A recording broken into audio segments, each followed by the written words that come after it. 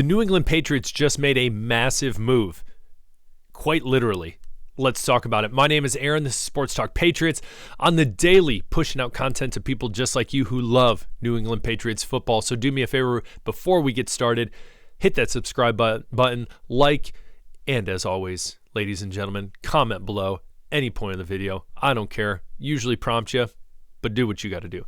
So, New England Patriots making a massive deal. We're going to jump into that as well. We're going to be talking about Christian Barmore as well. Some comments made by Dro Mayo at the end, so stay tuned for that. So we're jumping into it. Quite literally, a massive. Now you're probably thinking, massive, money-wise? What are we talking about, Aaron? Show me the money type deal? No.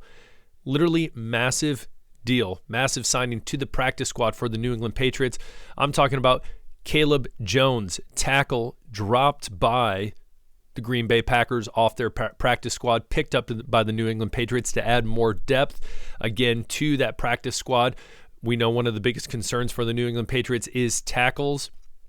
So, hey, they're taking the route of, hey, let's cultivate as many as we can, definitely on the practice squad, and see if one of them can turn out. You got to do what you got to do at this point. Now, Brevin Allen, the edge rusher, defensive end, was dropped. He is someone who actually has some NFL experience, played a couple games for the Chargers. He's been dropped. I'm sure a team will pick him up on the practice squad as well.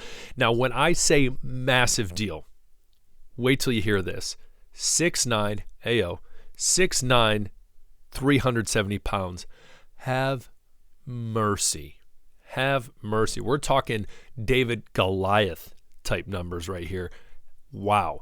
Listen, I don't know his footwork. I don't know any of that. But golly, you put that guy on the line and one step back into pass pro. Gee whiz. Have fun getting around him. You might have to crawl underneath his legs. I'm not sure, but it's an interesting pickup. Again, I think it's a smart move by the Patriots, looking at their tackle situation right now. When you look at Lowe, you look at Okorafor, you look at Caden Wallace, you look at Nwenu, who traditionally plays better at guard. So you look at that, again, we know a lot of question marks. And so taking on a player like Caleb Jones is interesting pickup. Now, a little fact about him: he's a Big Ten player, was an undrafted free agent, played at Indiana. Interesting enough, Indiana, if you know anything about college football, not the best college football team, but again, 6'9", 370. Indiana saw that. Hey, let's make them work. So he was undrafted free agents to the Packers. What's interesting, though I'm not a Packers fan, don't care for the Packers at all. They saw that player, they saw that size. Hey, let's try this. Let's test this out. Let's see if then we can really teach this guy. It looks like they kind of gave up. I think they don't really have any struggles on the offensive line at the given moment. Really, the gears are really turning in Green Bay. Proved a lot of people wrong last year. So basically just saying, hey, all right, we've done all we can or that we're willing to do. See ya, Patriots. Hey, we're willing to pick them up. Comment below, what do you think about this? Again, gigantic. When I say that, literally, gigantic man jumping on the practice squad. Going to be interesting to see. I would suspect during the season, one of these tackles will probably be brought up to the active roster.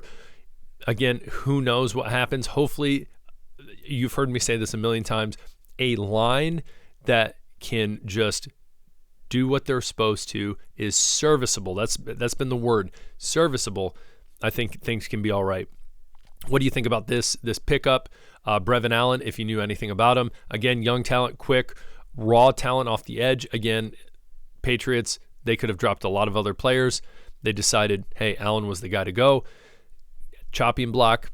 What do you think about this Caleb Jones pickup? Again, I think it's interesting. I think it's a smart move. Depth at tight tackle, even when it comes to the practice squad.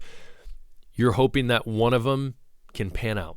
Just one. Just, hey, give me one. It's like when, if you ever try to do any investing on your own and you're just like, okay, I'm going to throw money here, here, and here, which never giving financial advice. I know people who do that. Listen, index funds are much smarter. You're like, Aaron, are you a financial advisor? No, I teach PE.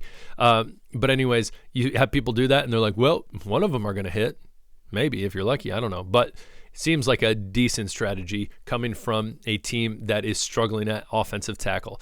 Next, we're going to jump into the next article. Christian Barmore will get his full salary despite the blood clots in that situation.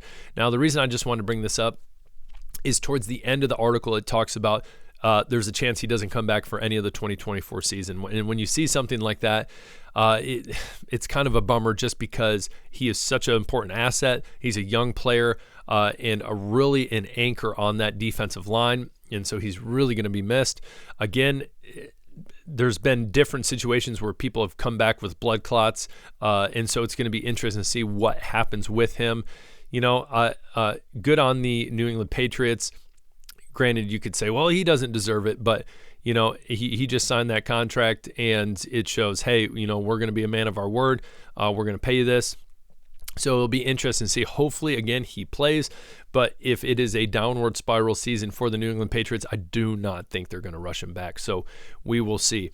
Last but not least, talking a little Dro Mayo. Now, I thought this was an interesting quote from the captain of the ship. Basically talking about, hey, I'm going to coach a little differently in my regime as opposed to Bill Belichick's regime, where he said the leadership, quote, is going to be a flat leadership, meaning he's the head coach, but when it comes to decisions and all these different things, it's more of an open door policy. Hey, let's discuss this. And talking about at the end right here, it's our team. I respect that quote for sure. It's not my team. It's not Elliott's team. It's our team. It's the guys. It's ownership's team. It's our team. I get that. But at the end of the day, I think a true leader standing there needs to make the call. Someone needs to make the call. You need someone with just making a decision. Hey, we don't know. Someone step up, be a leader, for better lack of a term, be an alpha, and make the decision. So I get where he's coming from. At the same time, I want someone that says, hey, I'm at the end of the day, I'm going to make the call. Think of this. Someone who is during surgery, it's not a flat leadership line where, sure, they might ask for advice, but at the end of the day, who makes the final decision? The surgeon makes the final decision. This is what we're going to go with. Dro Mayo needs to be making the final decision. I get what he's trying to do. I love the rapport he's building with players, but he needs to make these decisions. He is the head honcho.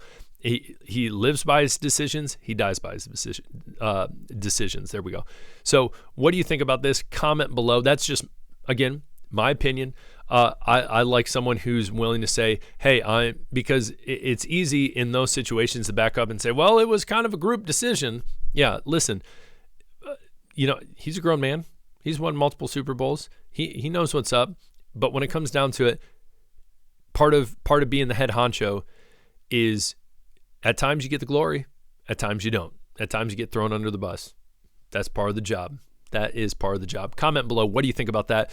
That being said, this week, look forward to some other videos previewing the game against Cincinnati. We'll get more into that later this week. Again, if this is your first time watching, love that you're here. Hit that subscribe button on the way out. And if you haven't commented below, just say something down there. I don't really care. So appreciate it. Talk to you later. Peace.